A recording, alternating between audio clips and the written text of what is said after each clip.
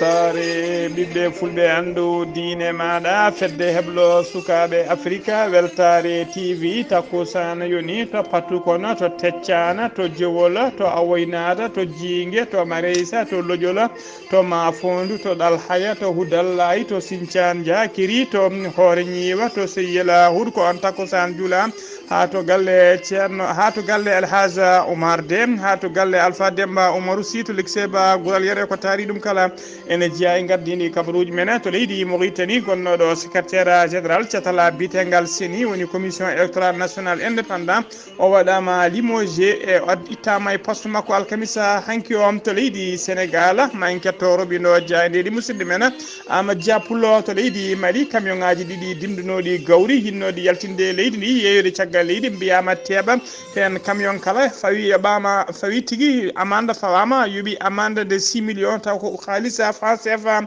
to leydi Burkina Faso ko temedde ɗiɗi kilo or woni kanŋe ɗum woni ko laamu transition ngu waɗi réquisitionné hepti tigui e juuɗe usine taw ko usine ciggotoɗo kanŋe tawateɗo e nder leydi he ko société canadien naɓe to leydi to leydi Guinée Conakry ko seppoji gulɗi jaw mbaɗi toon e nder yoga e leede tawateɗo e nder lamorgo leydi ndi famdi kala yimɓe ɗiɗo mbasi hen pittali mumen habruji men joolam jaɓeri ma jaa ha to dowlaji tedduɗe Amérique jiyan ha to Pakistan to Londres ha to leydi Allemagne bisimilla mone ketki hotondirte joni joni piren pacciren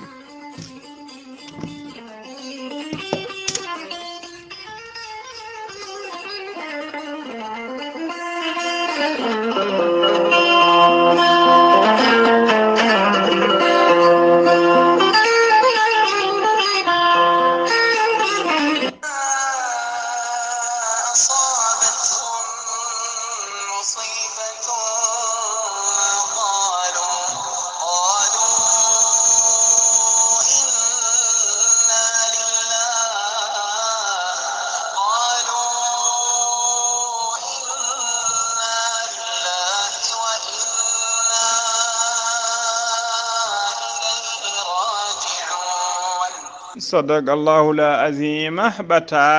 batake ruttude duwawa hono musidɗo men biteɗo Mamadou Diop tawateɗo to Thailand kañum e galle mum kala e dow inde sehil makko musidɗo makko ɓi nene makko biteɗo Amadou Guissé mo joom suudu mum ruttino eɓe dutta duwawuji kanko e Amadou Guissé kala e galle mum eɓe dutta duwawuji faade dendagal bandiraɓe duynoɓe kala gila duynoɓe to leydi Côte d'Ivoire ha duynoɓe to leydi Sénégal ha toon to Thaïlande ha noddunoɓe téléphone aji e duynoɓe réseaux sociaux ji kala caggal duttugol biyetenoɗo Dieynaba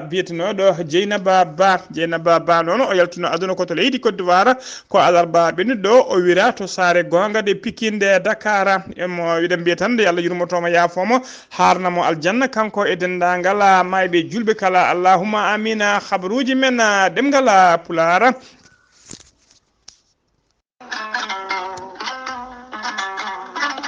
gorelte ko lekki moƴƴi haa ko moƴƴo iwru ko en to kordinnoro ari ko wallude e safrude haa moni kala yiito hen hoore muɗuma gorelte ko haako no haako wargani a ittata hen mbaɗa e ndiyam gulɗam aɗa yara aɗa yiito cellal ɓandu maɗa gorelte ala rewam ala effet ala haydara sa waɗi no wirani hen ma yiito hen kala cellal ɓandu maɗa an joguiɗo tension jogui AVC ƴiƴam dogata e ɗaɗi mum ɓandu jaaɗoru ɓandu wuloru kono ne kadi koyɗe musoje koppi musoji ɓandu musoru kala mum gorel teyya ene safra ha jiituɗa hen hoore maɗa sa yiiɗi andude ko jangta e gorel teyya jahata koto site mabɓe internet mbaɗa www.gorelte.com ma jangan hoore maɗa kala ko poɗɗa yiide toona sa yiiɗi jokkodirde e tongoɗe gorel teyya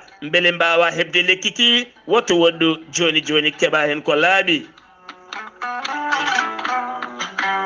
so tawi gonɗa koto leydi Congo jokkodirta koye Haruna Gaydo kabinda so korkari ko toon wo moltoyto mbatta ko 00 242 04 411 68 26 so tawi gonɗa koto Afrique du Sud jokkodirta koye Ibrahima Diallo mbatta ko 0027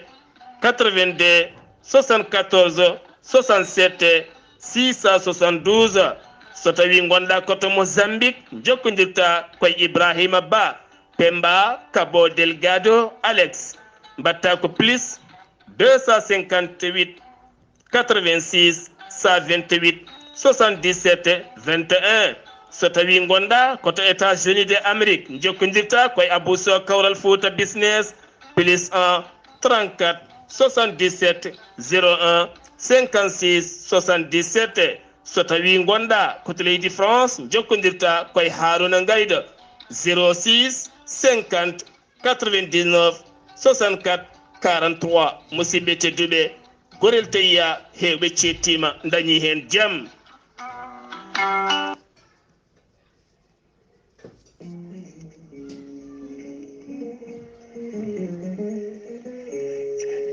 ceerno Djiby Sy ko wittiyanke leɗɗe ko safriyanke safruji fina tawa ceerno Djiby Sy ko jaadiɗo ɓala walla eddanawal kala ceerno Djiby Sy ko laaɓɗo reedu malaɗo wune omo safra rafiji kewɗi ɗi jiiɗa cirolo ceerno Djiby Sy ne safra wonduɓe kista wonduɓe fibrom dogan sita wonduɓe diabète tension cholestérol asmo ɓandu ƴakkoru ɓandu musoru ceerno Djiby Sy ene yawno ɗe rewɓe ronkuɓe sowade e rewɓe dartoraɓe kala ceerno Djiby Sy ne jogui leɗɗe fannuji tati hen fannu goto sa hutorima ɗum fodde sappo e tati rafini yaltayma ha laaɓa fannu ɗiɗaɓo sa ƴetti ɗum fodde sappo e jeenayi rafini yaltayma ha laaɓa fannu tataɓo waddete koye gawri samme walla gawri suuna woni ndemiri so tawi a waɗi no wirumani ko famdi kala fodde temedde rafini yaltayma ha laaɓa ceerno Djiby Sy ne yawran ɓen worɓe usuraɓe gorago e yawɓe yitade koye mumen e on fannu kadi omo andina wonduɓe on rafi e oɗo saaha joni modde leɗɗi kesi pula biyeteɗo muuɗa hirda ko joni ƴetta ɗuma jiiya tigui tigui nafoore mum hano hannirta ni ceerno Djiby Sy caggal nde waɗi tour de leydi Sénégal arti oɗo saaha joni omo tawi nder leydi Mauritanie to base makko mawɗo tawateɗo to légal nettek sara jeere nettek kala jiɗɗo jokkodirde e ceerno Djiby Sy numéro mum téléphone ko 47 22 80 84 ko kañum woni numéro makko appel ko kañum kadi woni numéro makko WhatsApp kala noon donc heɓdiri ceerno Djiby Sy omo gollodo e mi yi kono wiye ceerno Alassane Sy numéro mum ko 32 62 04 99 walla mbaɗa 48 10 00 13 so tawi a heeɓi ceerno Alassane Sy ene wayno ko ceerno Djiby Sy keɓɗani ceerno Djiby Sy ne wiye dendagal keɗine mom kala to mbawɗa wonde so Mali so Sénégal so Mauritanie so Belgique so Europe so Asie to mbawɗa wonde kala leydi kala continent so tawi on pamodiri leɗɗe ma jette hano hannirta ni ceerno Djiby Sy ko bawɗo listihar ko indema inde nene ma dokkatamo o haala ko wone ɓerde ma ha mbiya yoni tawateɓe nder leydi Mauritanie ko ujunere mbuɗo uguya tawateɓe nder leydi Sénégal e dendagal leyɗele taariɗe leydi Mauritanie ko temedde nayyi CFA kala jiɗɗo nedduɗo haalis waɗnede listihara mbaɗata ko 77 653 03 67 ko numéro makko weesa ko numéro makko kadi orange money ceerno Djiby Sy ko laaɓɗo reedu malaɗo wune so tawi a yennama ka miskino safruma ha mbiya weng tawa hay mbuɗa yoɓani ceerno Djiby Sy mbadden danɗo faade makko.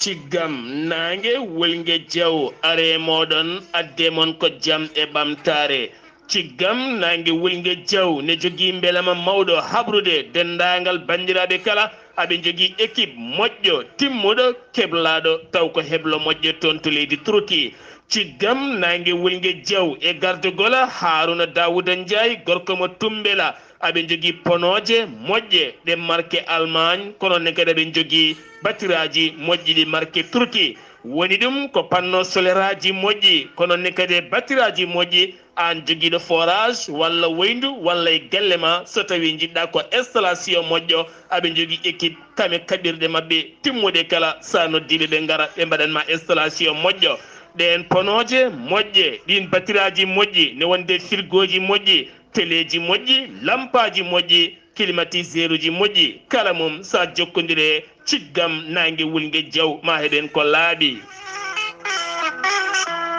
ciggam nangue wulgue diaw hay so tawi woni woyniduma ko temedere métaire aɓe mbawi yaltinandema ndiyam timmuɗama ciggam nangue wulgue diaw ene hooli kaɓirɗe mum kala so tawi on jokkodiri on kaldi ha won nandiri ɓe garat ɓe mbaɗanma installation kamɓe jeeyi kaɓirɗe mabɓe e golle mabɓe kala an jeeyi poos maɗa so tawi yeehi ha weltima on saaha noona duña jinggo e poos ngam yebde ciggam nangue wulgue diawa ciggam nangue wulgue diaw ko équipe dariɗo mo faltaki Mauritanie Sénégal Mali Gambie kala hen ɗo gonɗona sonnoddi ciggam nangue wulgue diam ma notto moɗona sa yiiɗi jokkodirde ciggam nangue wulgue diaw mbatta ko 00 221 77 566 40 22 on numéro ne waɗi WhatsApp walla jokkodira e numéro leydi Mauritanie 00 222 46 97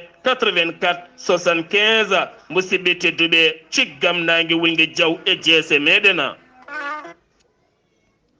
kettode kaburuji mon e ɗemngal pulaar Afrique, Asie, Europe, Amérique, Moyen-Orient, Océanie. Jam nyalle mon musidɓe tedduɓe heɗen gone e mawnde sappo e jeeɗiɗi lewru colte hitande ujunnaji ɗiɗi e nogas e tati habaruji mon e ɗemgal pulaar e sowte he ko musidɗo mon sehil mon Ghalii Abuu Bah to karallagal ha mbawon yidde en to banggue nete ɓosoje ko miñi men sehil men Saydou Abou Bah habaruji men e ɗemgal pulaar hono mbiru ene gardidi kabaruji men koto leydi Mauritanie pudorɗen gonnoɗo secrétaire général catala bitengal sini woni tigui catal halfinaɓe ko fate sumgoji e nder leydi Mauritanie o waɗama limogé woni tigui o ittama e golle ɗe ha laaɓi alhamisa hanki o omo wiye Ahmed Mohamed Khayrouna en keɓani noon hendude tigui holko saabi kay omo waɗi limogé holko saabi omo itte ha laaɓa e poste o itta tan noon ko waktuji seeɗa caggal kay nde ɓe joɗino batu kamɓe cital bitengal sini tawa ɓe joddino koye représentant ji woni joɗaniɓe fodde nogas joyiya landa dawrugol tawa kadi wonno mujibu jonde ɗe ko ƴewde kaye ko fati e forme woni tigui forme e continue carte électeur holno foti siforade e hol couleur muɗum holno foti wonde e no kadi ƴettude e peeje ko fati e sumgoji heblanade sumgoji tijjari tawa ko sumgoji tijjari e nder lewru mai ɗum noon koye nder waktuji seeɗa caggal nde gundu batu gasi ko ɗon tigui o waɗa limogé siftinde on noon seni kamɓe terɗe sini ɗe noon ɓe cuɓano ko guila décembre 2022 ardiɓe noon ko biyeteɗo da Abdel Jalil noon o meeɗino wonde ministre e laamu leydi Mauritanie kono noon gonɗo secrétaire général ittaɗo o noon mbaɗaɗo limogé o jeeya koye landa wiyete ka APP woni alliance populaire progressiste ko kaɗon landa kadi foti suɓade oɗo saaha joni lomto makko ha joni kabaruji men ɗemgal pulaar to leydi Mauritanie ha joni Mohamed Salem Wula Merzouko jagorgal leydi Mauritanie kalfinaɗo ko fate gueɗe caggal leydi e jokkodiral hakkude leyɗele o joddima noon e nando makko sehil makko mo leydi Tunisie biyeteɗo Nabila Amala ɓe joddi noon koye marge e batuta ko batu session de conseil exécutif de l'union africaine tawi ko session baɗɗo to Addis Abeba ɓe jewtidi noon ko heewi toon ko fati kay e ƴettude peeje jidde kay ƴettude peeje gam ñastade cehilagal e jokkodiral moƴƴal e gollodiral moƴƴal gongal hakkude leyɗe ɗe ɗiɗi woni hakkude leydi Mauritanie e leydi Tunisie nden ko alkamisa hanki sappo e jeegom lewru colte nde ɗon jonde waɗi mbiɗen to Addis Abeba ha joni kabaruji men ɗemgal pulaar so leydi sen ummima to leydi Mauritanie ko to leydi Sénégal paaɗen to leydi Sénégal jaɓɓoɗen musidɗo men Amadou Diapoulo assalamu aleykum wa rahmatullah.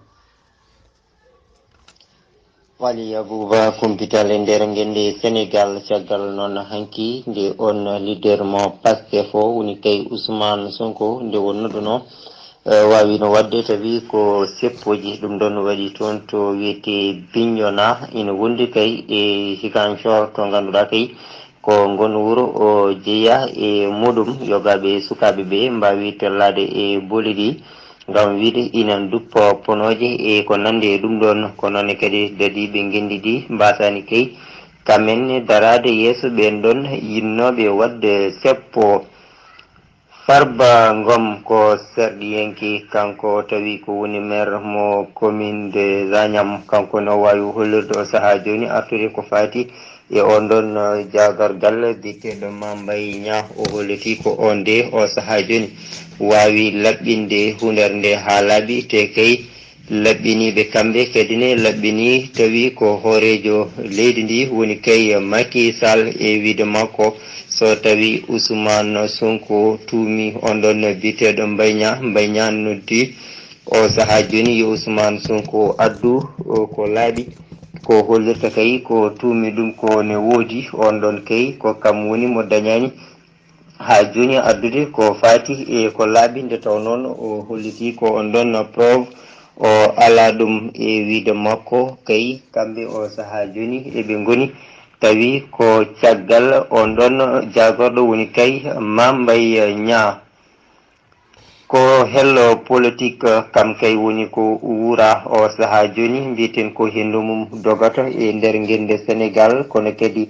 politique ene wondi e kaaɓe mum hani to banggue waylogol muɗum Mimi Touré walla mbiyen Aminata Touré kanko kay gondunoɗo e laamu ngu gila noon o saha joni tawi ko laamu ngu caɗeele ari hakkude mabɓe o wonti tawi ko lundiɗo kanko keɗonnannoɗo hanki hoorejo leydi ndi hono Macky Sall hande kay ko kanko hettoyi to banggue lundugo kanko noon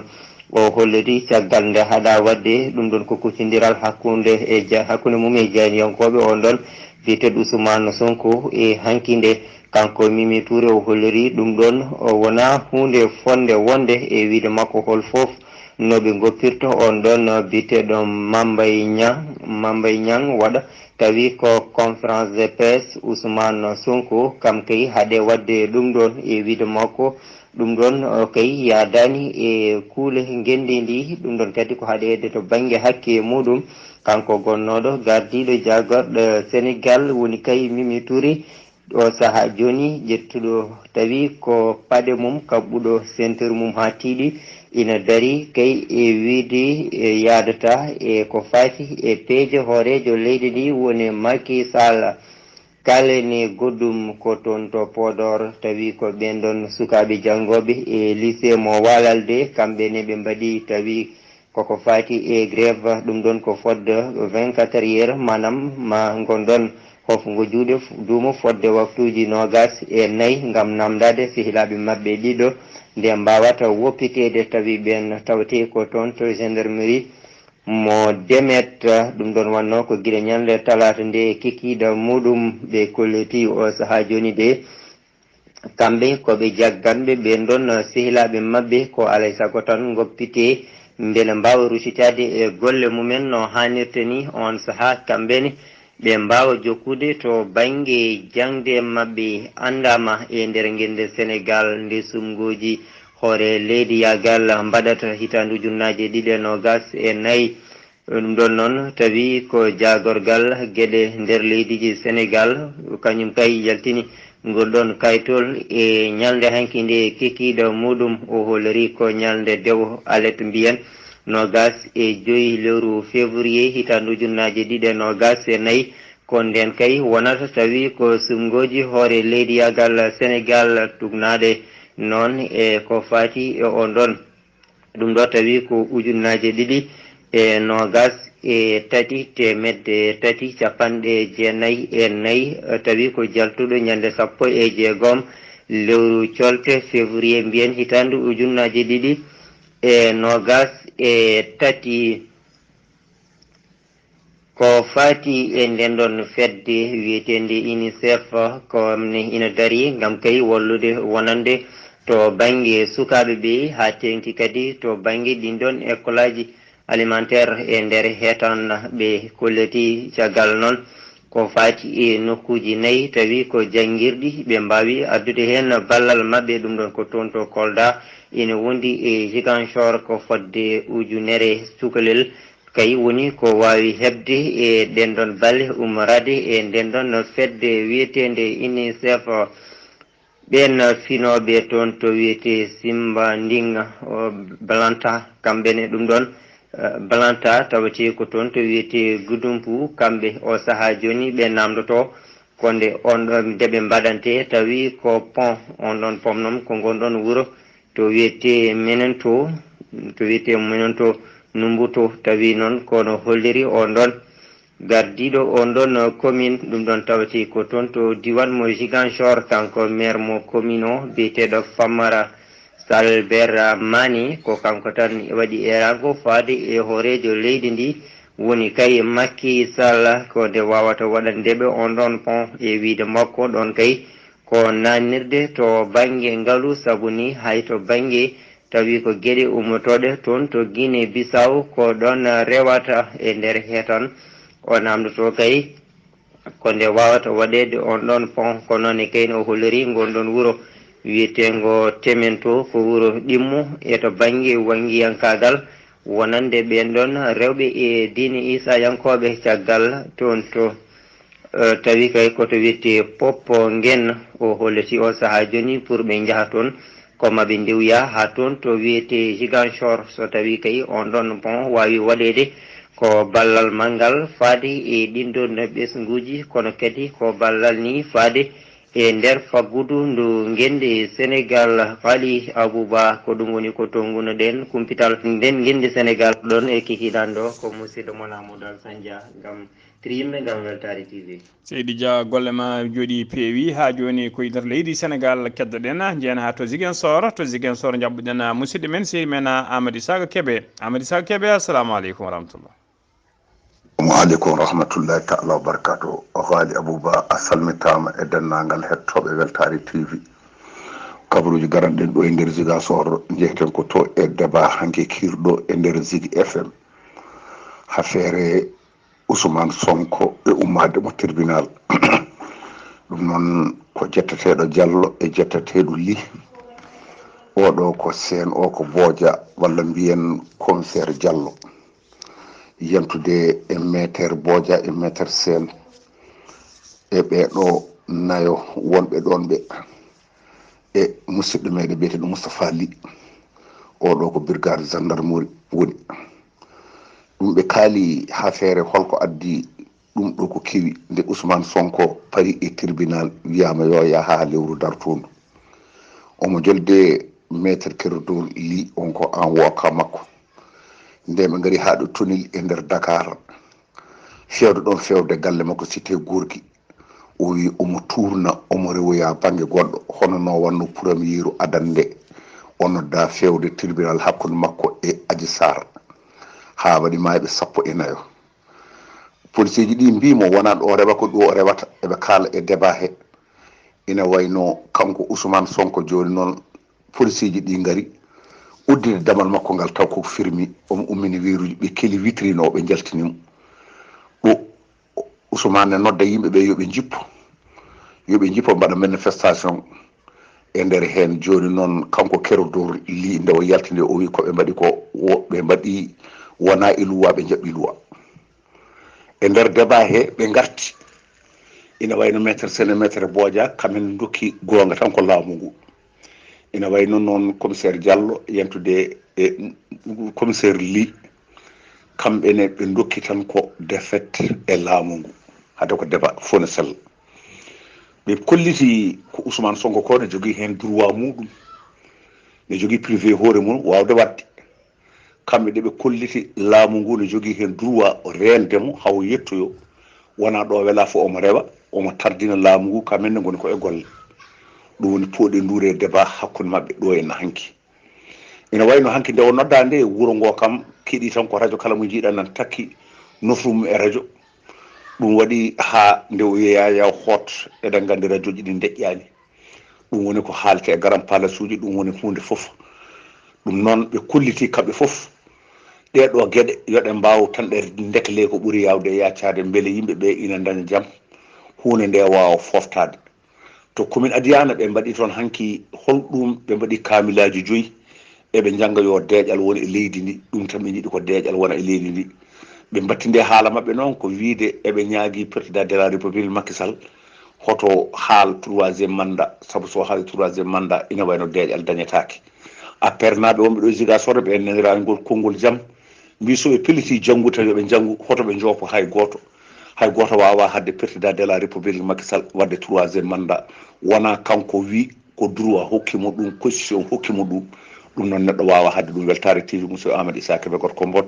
kabruji ɗo fuɗa radio Zik FM tokkude Ghalii Abuu Bah yallah tabarde allahumma amina sidi Kébé eɗen ñaago Allah tan nde jaam e kisal dummoto e nder leydi Sénégal e dendagal leyɗele men kala habruji men ɗemngal pulaar seno mimato Ziguinchor koto leydi Mali paaɗena koninkoɓe halfinaɓe e nden ka e kisal e faggudu keeri leydi Mali ɓe teeɓima camion ngaji ɗiɗi dimdinoɗi ha mbi dutta taw ko gawri woni céréal yidde yeeyoyde walla yidde nawde ɗum caggal leydi ɗi nanga noon ko nder commune biteɗo commune de Dabia ene tawi e nder leydi Mali laamu leydi Mali noon koko siifi kuulal ngam kay anje hulde heege e haɓade kay heege ngakkede ko fati hardouru e ngakkede gaweje guila kay ko fati e gawri samme ndemiri en ha ɗo gueɗe foof koɓe saliɓe kay koɓe siifiɓe kuulal ngal kuulal noon ko wadde interdit ko fati kala céréal yaltinde ɗum e nder leydi he yeeyoyde caggal leydi taw kadi ngal kuulal sifano guila ñande sappo